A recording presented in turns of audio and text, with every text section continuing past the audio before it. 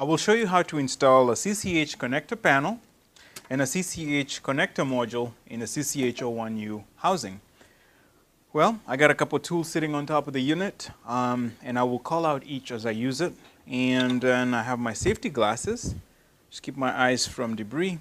To release the top of the unit, there are 4 screws, Phillips type. Unscrew those and then release 2 latches in the front and drop the door down, and 2 latches in the back and do the same with the door. And then lift the top off just like that. There's a sliding tray on the inside. Pull the tray forward. There are 2 locking pins here. If you need to lock them up in the up position, just pull up and rotate 90 degrees. I will leave mine down to keep my tray from falling.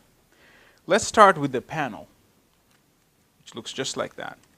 I have released 2 blank panels, which normally go in here just like that, by squeezing in on the little tabs on the front and lifting them off. On the panel, make sure that the plungers are fully retracted before installing, and then align the holes and then depress the plungers just like that. To secure the cable, one thing is important. My cable strain relief is on the left. You could install it on the right. So I want to create kind of a U, and then, so that means my cable needs to exit through here.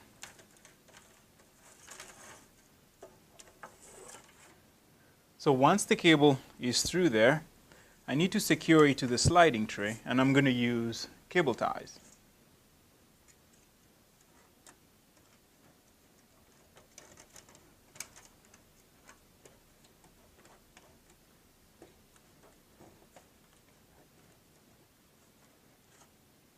So again, keeping the U, secure your cable to the sliding tray.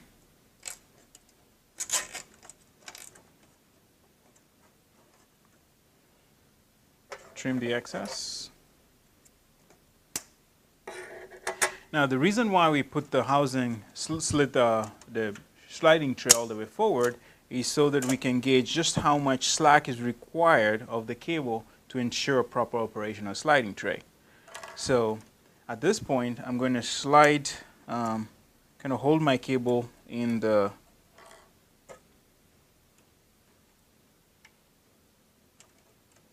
So hold the cable in the strain relief point here, and then we're going to slide the tray back. So in a fully retracted position, you'd have about that much slack. So I'm going to adjust this so that I have just a little bit less, right about there. And then I'm going to check the operation of my tray again.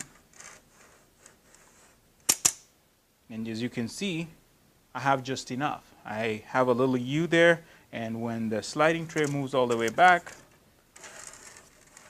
the bend on my cable is not too tight.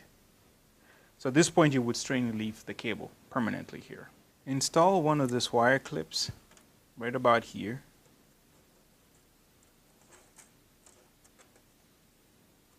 This will keep your fibers from getting pinched in the sliding tray, and then slide your fibers in one at a time.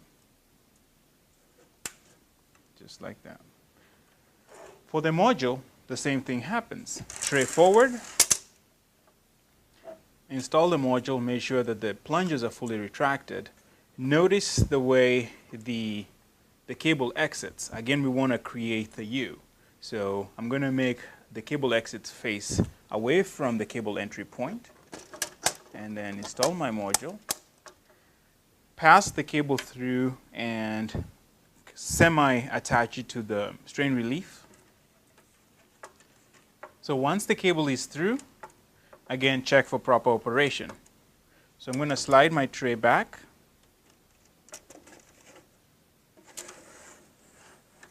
I see I just have a little bit more than I would like, so I'm going to pull some of the slack out, ensuring that the cable again is attached to the strain relief, and then check operation one more time, and everything looks fine.